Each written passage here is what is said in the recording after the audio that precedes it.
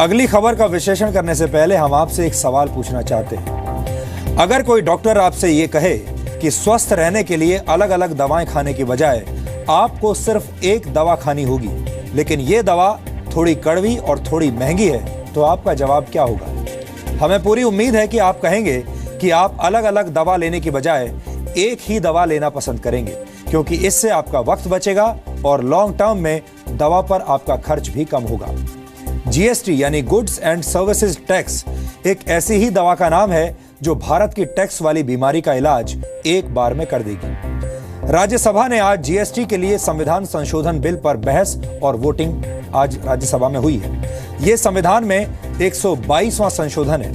इसे भारत में टैक्स सुधारों को लेकर आजादी के बाद से अब तक का सबसे महत्वपूर्ण संवैधानिक संशोधन माना जा रहा है। राज्यसभा में जीएसटी को लेकर संविधान संशोधन को मंजूरी मिल जाने के बाद पूरे देश में जीएसटी को 1 अप्रैल 2017 से लागू किया जा सकता है, जिसके बाद भारत एक सिंगल टैक्स वाली अर्थव्यवस्था बन जाएगा। यानी देश में वस्तुओं और सेवाओं पर लगने वाले अलग अलग तरह के टैक्स खत्म हो जाएंगे और फिर एक नए आंकड़े के मुताबिक देश के करीब 132 करोड़ लोग सेवाओं और वस्तुओं पर सिर्फ एक तरह का टैक्स देंगे, जिसे जीएसटी के नाम से जाना जाएगा।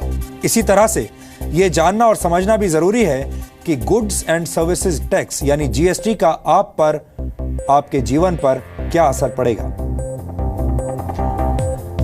फिलहाल किसी भी सामान पर केंद्र और राज्य कई तरीके के अलग अलग टैक्स लगाते हैं, लेकिन जीएसटी आने के बाद सभी तरह के सामानों पर एक जैसा समान टैक्स लगाया जाएगा और service tax, central sales tax, state sales tax और वैट जैसे तमाम टैक्स खत्म हो जाएंगे। मौजूदा स्थिति यह है कि हमें किसी भी सामान पर करीब 30 से 35% टैक्स देना पड़ता है। कुछ चीजों पर तो प्रत्यक्ष या अप्रत्यक्ष तरीके से लगाया जाने वाला टैक्स 50% तक पहुंच जाता है। जीएसटी आने के बाद यह टैक्स 18% हो जाएगा, जिसमें कोई इनडायरेक्ट यानी छिपा हुआ अदृश्य टैक्स नहीं होगा। जीएसटी के आने से टैक्स का ढांचा सरल हो जाएगा और इससे मैन्युफैक्चरिंग सेक्टर का पैसा और समय दोनों बचेंगे। विशेषज्ञों की राय है कि अगर देश में जीएसटी लागू हो जाएगा तो जीडीपी ग्रोथ 1 से 2% तक बढ़ सकती है। जीएसटी भारत की अर्थव्यवस्था को एक देश एक टैक्स वाली अर्थव्यवस्था बना देगा। फिलहाल भारत के लोग वस्तुओं और सेवाओं के लिए 20 अलग अलग तरह के टैक्स चुकाते हैं, जबकि जीएसटी लागू होने के बाद सिर्फ एक ही तरह का टैक्स चुकाना होगा। लेकिन जीएसटी लागू होने के कुछ वर्षों तक आपको महंगाई वाले दिन भी देखने पड़ सकते हैं, इसलिए कुछ लोगों के लिए ये बुरे दिन भी ला सकता है। पैकेज्ड फूड प्रोडक्ट्स पर ज्यादातर राज्यों में अभी कोई ड्यूटी नहीं लगती। जहां इन प्रोडक्ट्स पर ड्यूटी लगती है वहां भी इसकी दर 4 से 6% तक है, लेकिन जीएसटी लागू होने के बाद आपको डिब्बा बंद खाने पर भी 18% तक का टैक्स देना होगा। इसी तरह ज्वेलरी पर अभी 3% ड्यूटी और रेडीमेड गारमेंट्स पर 4 से 5% स्टेट वैट टैक्स लगता है, लेकिन 18% जीएसटी लगने के बाद गहने और कपड़े महंगे हो जाएंगे। जीएसटी लागू होने के बाद डिस्काउंट भी महंगा हो जाएगा। अभी डिस्काउंट के बाद बची बाकी की कीमत पर टैक्स लगता है, लेकिन जीएसटी लागू होने के बाद एमआरपी पर टैक्स लगेगा। इसके अलावा सभी तरह की सेवाएं महंगी हो जाएंगी, क्योंकि फिलहाल मोबाइल फोन और क्रेडिट कार्ड जैसी सुविधाओं पर, जैसी सेवाओं पर 15% का टैक्स लगता है, जो बढ़कर 18% हो जाएगा। यानी आपको इन सेवाओं पर अभी के मुकाबले 3% ज्यादा रकम खर्च करनी पड़ेगी।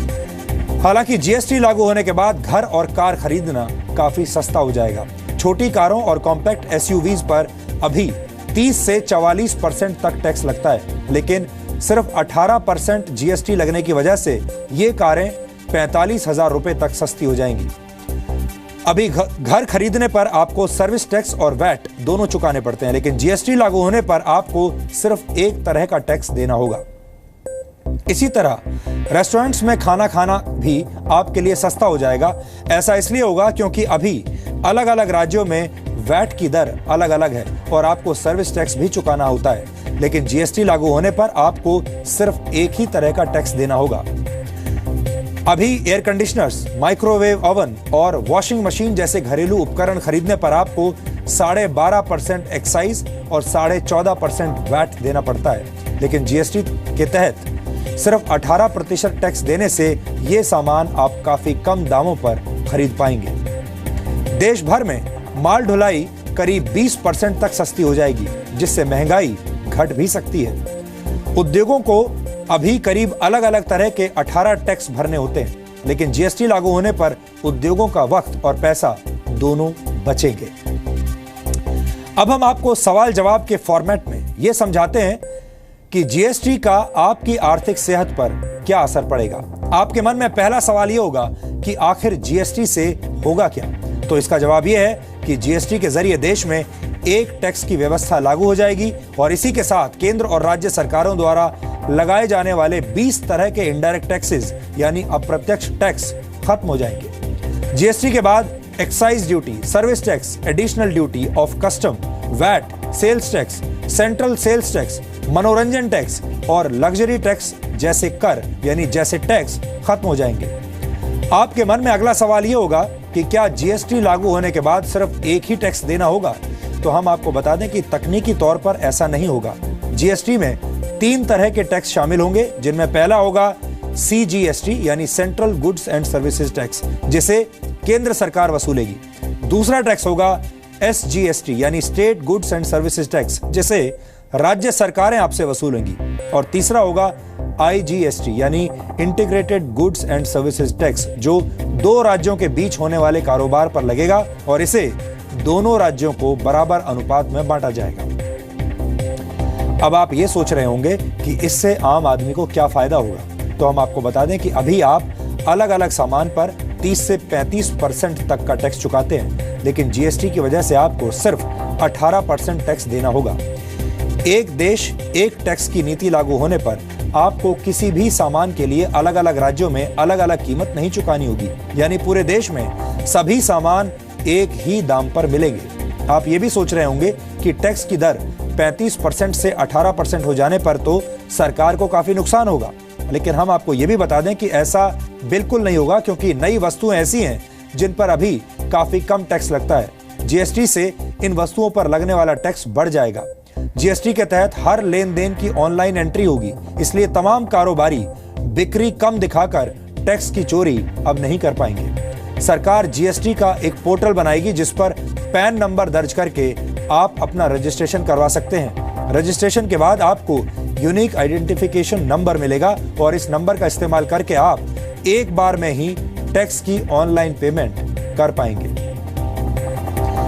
जीएसटी बिल को लोकसभा ने 6 मई 2015 को मंजूरी दे दी थी, लेकिन राज्यसभा में इस बिल को पास करवाने के लिए केंद्र सरकार को इसमें कई संशोधन करने पड़े, कई बदलाव करने पड़े। देश के ज्यादातर राज्य जीएसटी के समर्थन में हैं, लेकिन राज्यसभा से पास हो जाने के बाद भी जीएसटी को लागू करवाने में काफी वक्त लग सकता है, क्योंकि देश के सभी राज्यों को अपनी अपनी विधानसभाओं में इसे पास करवाना होगा।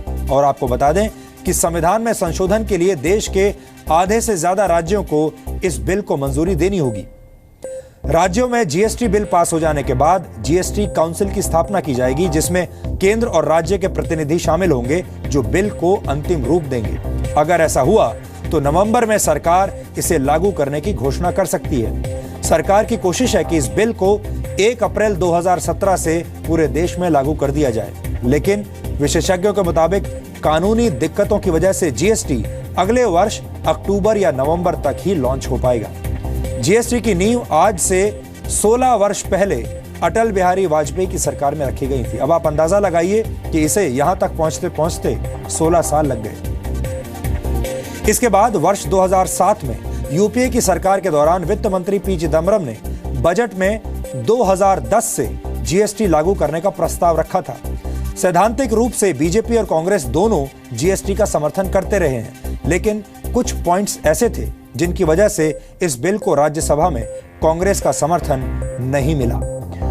कांग्रेस केंद्र द्वारा सभी सेवाओं और वस्तुओं पर 1% ज्यादा टैक्स लगाए जाने के फैसले के विरोध में थी, जिसे सरकार ने अब बिल से हटा दिया। कांग्रेस की मांग थी कि सरकार एक डिस्प्यूट सेटलमेंट अथॉरिटी का निर्माण करे, ताकि 2 राज्यों या फिर केंद्र और राज्य के बीच होने वाले विवादों को सुलझाया जा सके।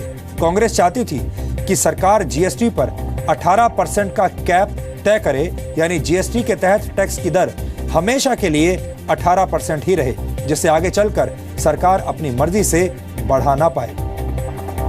और आपको ये भी बताएं कि दुनिया के करीब 165 देशों में जीएसटी की व्यवस्था लागू है, यानी इन देशों में भारत की तरह वस्तुओं और सेवाओं पर अलग अलग तरह के टैक्स नहीं देने पड़ते। और अगर भारत में ही अगर जीएसटी लागू होता है तो भारत दुनिया का 166वां ऐसा देश होगा। न्यूजीलैंड में 15%, ऑस्ट्रेलिया में 10%, फ्रांस में 19.6%, जर्मनी में 19%, स्वीडन और डेनमार्क में 25% और यहां तक कि पाकिस्तान में भी 18% की दर से जीएसटी आज भी लागू है। जीएसटी से पहले भारत के टैक्स सिस्टम में सबसे बड़ा बदलाव वर्ष 2005 में किया गया था, जब सेल्स टैक्स को वैट में यानी वीएटी में बदल दिया गया था। वैट की मदद से अलग अलग चरणों में लगने वाले टैक्सेस को कम करने की कोशिश की गई थी, लेकिन वैट भी टैक्स पर टैक्स लगाने वाली व्यवस्था का अंत नहीं कर पाया। वैट उन वस्तुओं पर भी लगता है जिनके लिए एक्साइज ड्यूटी चुका दी गई है, यानी आम लोगों को टैक्स पर भी अलग से टैक्स देना पड़ता है। भारत में टैक्स की वर्तमान व्यवस्था के तहत देश में निर्मित होने वाली वस्तुओं की मैन्युफैक्चरिंग पर एक्साइज ड्यूटी देनी पड़ती है, जबकि ये सामान जब बिक्री के लिए जाता है तो इस पर सेल्स टैक्स और वैट अतिरिक्त लग जाता है। इसी तरह सेवाओं पर लोगों से सर्विस टैक्स वसूला जाता है, लेकिन जीएसटी लागू होने पर सामान या सर्विस पर सिर्फ एक ही टैक्स देना होगा। जीएसटी के तहत सरकार राज्य सरकारों को नुकसान की स्थिति में पूरे 5 वर्षों तक मुआवजा देगी। सभी पार्टियों के बीच इस बात को लेकर भी सहमति बन गई है कि जीएसटी के रेट को संविधान में शामिल करने की बजाय बिल में शामिल किया जाए, क्योंकि जीएसटी की दर को संविधान में शामिल करने से भविष्य में बदलाव करने के लिए लंबी प्रक्रिया अपनानी होगी। जीएसटी को लेकर संविधान संशोधन बिल पर आज राज्यसभा में बहस हुई। इस दौरान वित्त मंत्री अरुण जेटली ने जीएसटी से जुड़ी कुछ अहम बातें सदन को बताई, जिसे हमारे दर्शकों को भी आज ध्यान से सुनना चाहिए। आज स्थिति क्या है? सेंट्रल गवर्नमेंट एक्साइज चार्ज करती है। लगभग 80% आइटम एक्साइज के 12.5% टैक्स है। यही आनंद जी ने शायद आंकड़ा दिया अभी। राज्य जो वैट चार्ज करते हैं, लगभग 55% आइटम्स पे वैट 14.5% है। अगर इसकी वेटेड एवरेज ले ले तो लगभग 65-70% आइटम्स पे कंबाइंड टैक्स 27% है, राज्य और केंद्र का मिला के।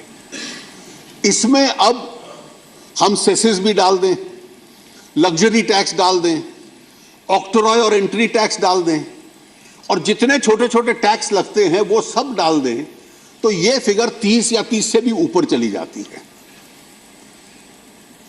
अब आज उस आंकड़े के ऊपर जब वो टैक्स स्टेट्स और सेंटर में बढ़ता है तो उससे गुजारा चलता है।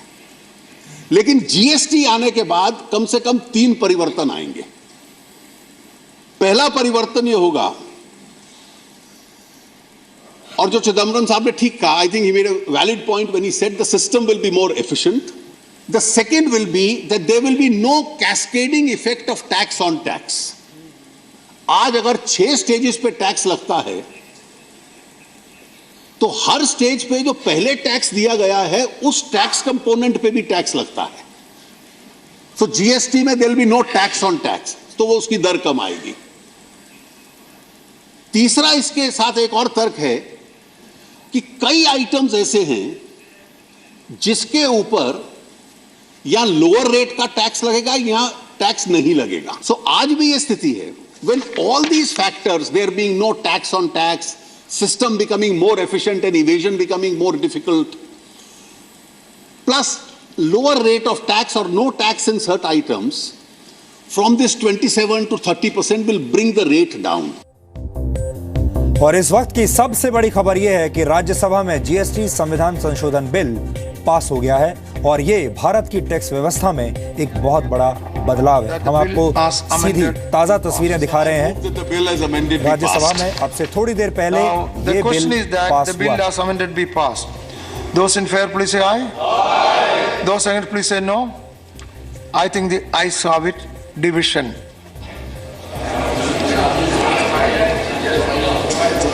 Honorable members, I am starting the voting process.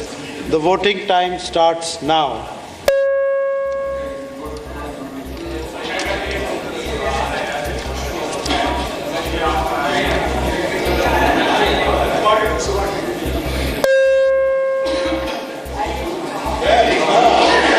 So when it is passed, it is a final number. So for passing, the whole number is there, 203.